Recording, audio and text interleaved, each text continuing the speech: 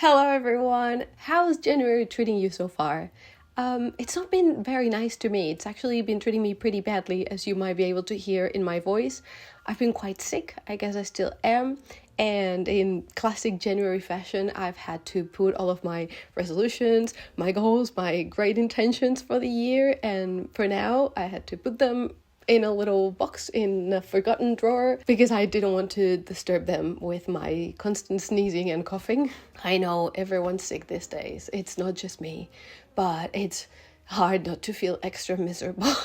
In case you don't know me, my name is Marina and I'm an aspiring writer who currently makes a living through things other than writing. In here, I talk about books, creativity, the craft of writing, and also finding time for the things that we love, which takes me to the topic of today, which is goal setting. In my previous video, I was setting some intentions on how to make this a year that is as productive as possible without burning out, if possible. I know it sounds kind of difficult to achieve and we're not off to a good start, let me tell you, because how much have I implemented from all of those things that I said?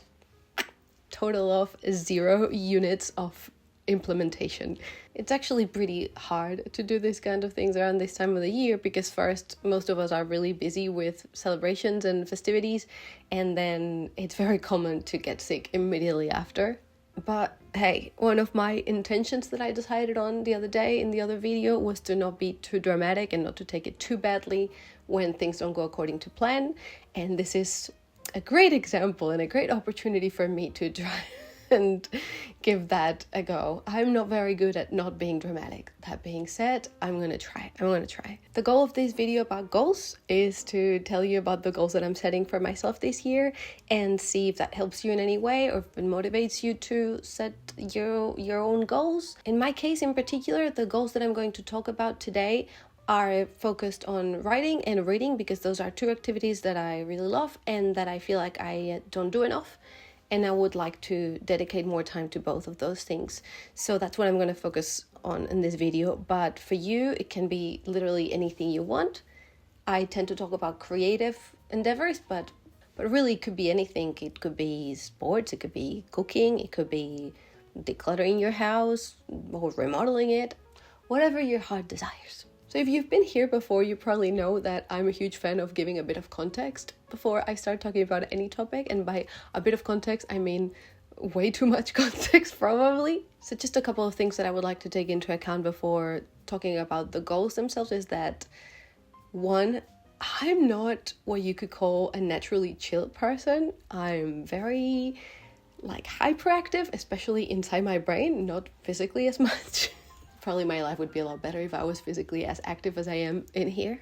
That's just who I am. That's just the way I was created. But I would like to feel more chill because I don't want another one of those years where at the end of it, you've achieved just as much as you would have if you had been a bit more calm, but you are frustrated on top of stressed out.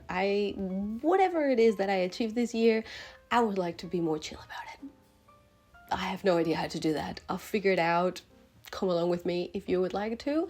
And if you have any tricks on how to be a chill person, please let me know. All I'm trying to do is do things and not have a horrible time in the process. And another little thing that I wanted to talk about, and that is a bit connected to the previous video that I made before this one, is that I feel like I dedicate, or more like I waste a lot of time in things that don't really matter to me. A lot of them are things that we can't control because we all have obligations.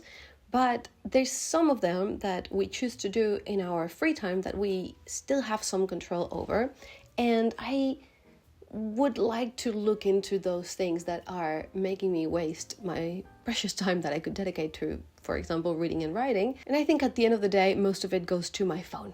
Considering the crazy amount of screen time that I end up having every single week that my phone itself tells me about, I think I can fish a few minutes here and there to dedicate to writing and reading instead of whatever it is I'm doing on my phone, because I don't even know. I guess I could know if I checked on the screen time app, but that would be more screen time, I guess. And my last consideration is that I already love reading and writing, and I already know that I love reading and writing.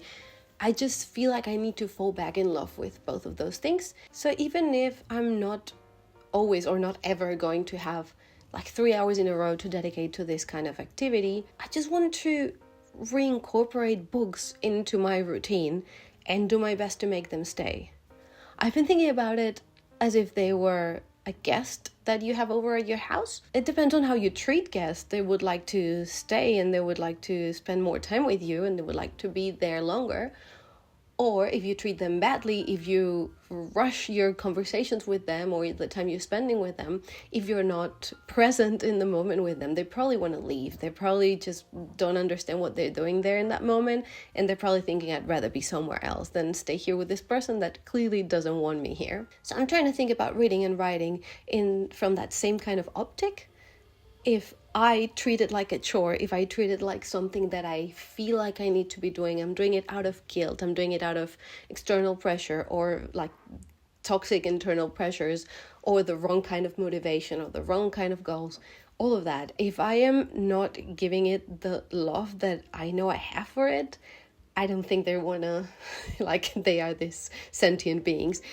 I don't think it's going to stick because they're not going to be welcome guests and I'm not going to want to have them over either. I'm so good at metaphors. I was born to be a writer. All right, enough chit chat and on to the goals, because I can already feel that my medicine is wearing off and I don't know how long I will be able to keep talking for. I'm so tired. I'll start with reading. My first goal for 2026, and yes, 2026 has not started yet for me because even though it's mid-January, I'm still recovering from Christmas. Marina, focus. My first goal is to read 12 books, and if you're thinking, wow, that's a very low number, is that really an aspirational goal for you? Yes, it is. A, because I'm a really slow reader, and B, because I am bad at time management, I guess. I think 12 books being one book a month, I'm already behind. It's consistent enough that I will be able to keep it up, but it's also not so much that it will be overwhelming. I know there's some people who read 100 and something books a year. I don't know how they do it. I don't even think I want to do that. I enjoy each page and I enjoy like the words of it and the constructions of the sentences. I don't want to read that fast. I would like to read a little bit faster than I do, because that would mean that I get to read more books and that's a happier life for me. But it's not the case. So also I default towards fantasy, and fantasy books can be such like mammoth sometimes. They are long books in general. Yeah, they take more time. And who cares? Hey, in defense of slow readers, please, we also deserve to exist. Number 2, I want to read things that I feel like reading, not things that are trendy, not must-reads, not something that feels imposed, just whatever I want to read in every given moment, any given moment. The reason for this is that I've already been in a bit of a reading block for a few months, and I just want to, like I said, fall in love with it again. I want to read one of those books that I just can't put down, that keeps you up all night because you have to keep reading the next page. And I've been struggling to find the next book like that for me. Number 3 is I want to read something that is out of character for me. And considering that usually my picks are fantasy or other kinds of speculative fiction, I like a cozy crime. I like, noir in general. But I'm pretty much a fantasy person, so anything out of there really would be pretty out of character for me. I do read literary fiction sometimes, but they're very specific cases, so I'm not sure exactly what is out of character for me. I guess if it's out of character, it's usually because I don't tend to love it, but I would like to explore beyond my usual genres. Number 4, I want to go back to listening to audiobooks because I had a really good streak in early last year, 2025, that was the one. And that was because I had a really good offer on Audible, and then the offer finished and then I unsubscribed, and now I have to find a good and cheap way to keep listening to audiobooks, because what's not to love? It's really great being able to basically read a book while you're doing other things. I don't think I need to convince anyone. Audiobooks are really, really great, especially if they have good narrators. They can be from a good book to like a great experience. Number 5, I want to read a classic, like by the Brontes or Jane Austen or Dickens, or I don't know, any suggestions? Would you like me to read anything? Do you have any suggestion for me? I read a lot of classics in high school and a couple in uni as well, but they were very Spain focused, but I haven't really read that much beyond the Spanish sphere, so I would be interested in trying one of those, because if it's a classic, it's probably for a reason. Sometimes they're so disappointing. It's like, just because you were the first one to do that doesn't mean you were that great at it. But let's talk about that some other day. A bit similar to the previous one, but more genre focused. And my number 6 would be to read some foundational sci-fi. I'm thinking Ursula K. Le Guin, I'm thinking Philip K. Dick, Asimov, all those authors that set the structure of what would become science fiction as we know it. I'm not the biggest science fiction person, but I would like to give it a go. And this wasn't part of the list, but I would also like to try a more modern take on sci-fi. And I'm thinking I have a couple of Becky Chambers books, and I've heard really good things about her. So my next 3 goals are not as quantifiable, but they're a bit more mental, psychological, attitude related. So number 7 is to not think about the pages or the speed or the number of books that I'm reading, because like I said, I'm a slow reader, and I don't think that my way back into enjoying reading goes through speeding through books. And I know that sometimes it's hard not to look at the number of pages that remain, but I think a big sign of a good book is that you don't want it to end and that you're getting stressed out about it like eventually finishing. So I'm either not choosing my books very well, or I have to change my attitude about it, and that's what I'm gonna try. Number 8 is to keep my no-buy policy, which I've been doing for the last 3 or 4 years. I had a bit of a problem with purchasing books. I know that a lot of the time when someone has a bit of a book shopping addiction, it's considered to be okay, like that's the one thing you are allowed to overconsume. But there is such thing as too many books in the one home.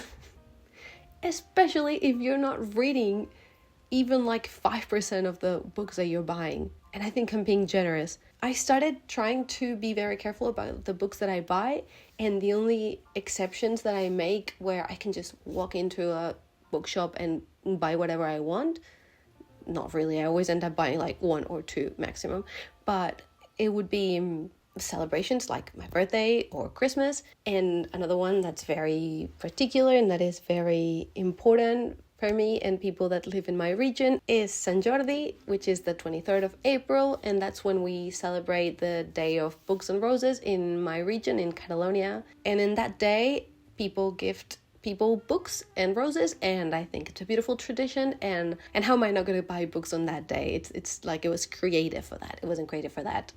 It's about the legend of St. George, blah blah blah. But it's a really good excuse to buy books for yourself and for people that you care about, and even for people you don't care about. Just buy them a book. No. Let them buy their own books.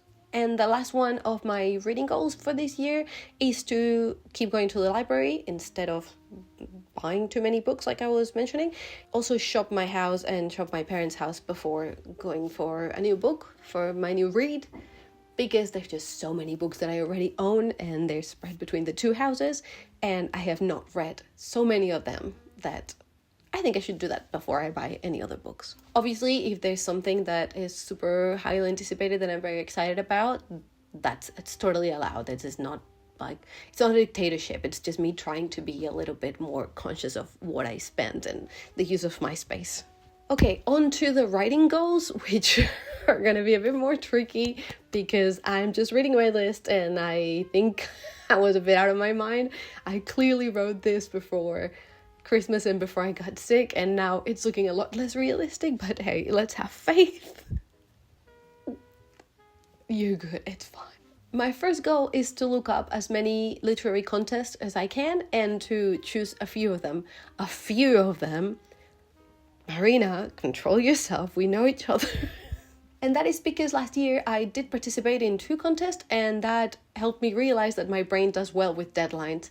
Even though it's incredibly stressful, and the first rule of my goal setting was to not get stressed out, I'm going to believe that if I plan it well, it will work out without stress. I am so good at being delusional, am I not? Yeah, I am. We're dreamers. We're dreamers. We're writers. That's what we do. Yeah, fantasy, man. But yeah, I don't think I give enough importance to the deadlines I give to myself. And I think having an external force not trying to, nobody's like knocking on my door reminding me to submit my work to their contest. But it does help that there is a date that if you don't make it, you're just out of the contest and there's no negotiating about it. So I think it worked because at the very least, it helped me submit the projects, and that's something. Number 2, and connected to the first one, is to start and finish one children's book and submit it to a contest. I did that last year, and I'm very proud of what I accomplished. It was very, very fast. I had to work so hard every day. I was so lucky that I found out in the summer about this contest, and I had a little bit less work because I wasn't teaching lessons in that moment. I wasn't teaching classes, but it took so much from me. I am so happy with how it turned out. I have no idea how it's done in the contest because the results are not out yet. It takes so many months. It takes so much patience to be an aspiring writer. But regardless of the result, I'm very happy of the way I managed to sit down, create the premise, create the characters, write the book. It was a short book. It was only like 60 pages, I think, and submit it in time. And that was the most accomplished I felt about myself in a really long time. And it really pushed me to keep working on my writing after that. And I think it was a confidence boost about what you can do when you're really motivated and you have a clear timeline. Number 3 is finishing a draft that I have already started. And I think this one is going to be one of 2 projects that I have. One is Project Queens that I have mentioned before in this channel, and the other one is Project Botanical that I just decided to name that way because I don't talk about this one very much because it's super secret, because it's my happy place of a book. I think it's most likely going to be Queens because Botanical has decided to be at the very least a trilogy without my consent and without my permission, but that's okay. We'll follow Project Botanical where it takes us. So Queens is a standalone, and I think the most realistic thing of me to do would be to opt for this one because I know exactly where it ends, and it's supposed to be a short novel, and short novel me. The 4th point that I want to achieve is actually kind of funny to say now. It's start and finish a short novel, which I'm not very good at because I like to ramble. I am very yappy, yes. But I do have a rough idea of a project that I wanna make that is designed as a short novel. It's literary fiction, and I'm thinking I'm going to call it Project Friends or Project Girls, something along those lines. Girlfriends, I don't know, man. I have a bit of a tendency to overwrite, so as you can see, for this year, I've decided to focus my attention on projects that will hopefully be naturally shorter, like a standalone novel, a short novel, and a children's novel. And hopefully that works because I do like starting. Not that I like that, but I would like to start and finish things this year. Like I mentioned in my previous video, I was very happy to work on my projects, but now I'm feeling like finishing projects. I want to get things out in the world. Number 5, I'm gonna say it's optional, but I think it would be very good for my craft, and it's to write one short/micro story every month. Absolutely free topic, however long I want. Watch out, plant. I think this would just be a fun exercise. If I do it, that'd be great. If I don't manage to do it, that's okay. It's just like a bonus thing. And the last one is not so much about writing, it's about querying. I have a novel, Project Tombs, that I've been querying for a few months now, and I want to keep trying more agents, more publishers, and see if I can ever manage to publish it traditionally. And hopefully that works out. Conclusions. A year is a long time. I believe that there is time to do a lot of things and to achieve a lot of goals. That being said, the same way nothing really starts on January, it doesn't end on the 31st of December. So I think plans can change as we're working on them. And I think there's nothing wrong on not finishing something on the 31st of December because the world doesn't end, like I usually say, hopefully, on that date. And I think it's just, the calendar is just a good way to tame the chaos in our brains a little bit. Like in my case, for example, it turns my airy-fairy goals of like being a writer or reading more into something a bit more tangible that then I can turn into actionable steps. And actionable steps have something really good about them, which is that they are actionable. That means you can do something about them, you can do them, and then you can get closer to meeting your goals. Also, to remember that numbers don't really matter. The same way I said I want to read 12 books, I could read 11 and be just as happy, or I could read 15, or I could read 5. The important thing for me is that I can manage, like I said before, to reincorporate books into my daily life, because it's something that I think makes it better. And if we're talking about writing, it doesn't mean that the project itself would be finished in the 1 year. Of course, if I want to submit things to a contest, I have to finish them before the deadline. But if I'm writing just for myself, just for writing a project that I eventually want to do something about, I do need to write the first draft before I get to the second draft, and before I get to the third draft, and before I get to editing and revising. But what's most important for me is to make sure that writing is always present in my life, because that will be the only way that I will achieve any of these goals. And also to keep in mind that there's other things in life other than our projects, and that, for example, for me, I had to drop most of my to-dos in December because there was just no way I could achieve all of the things because I was too busy, and then I got too sick, and now it's late January and I have a total of 0 to-dos that have been dealt with, and I'm annoyed and frustrated, and now I'm ill. But it's okay, I'll get over it, and then some of the things will get done, like, I don't know, taxes, because they have to, but others will have to wait a bit, and that's absolutely okay. It won't make any difference. So what about you? What are your resolutions for this year? If you have any, do you have yearly goals? Do you do any of these traditionally January things that I'm doing a little bit late? And how are you going this year so far? Are you also sick like me and everyone else?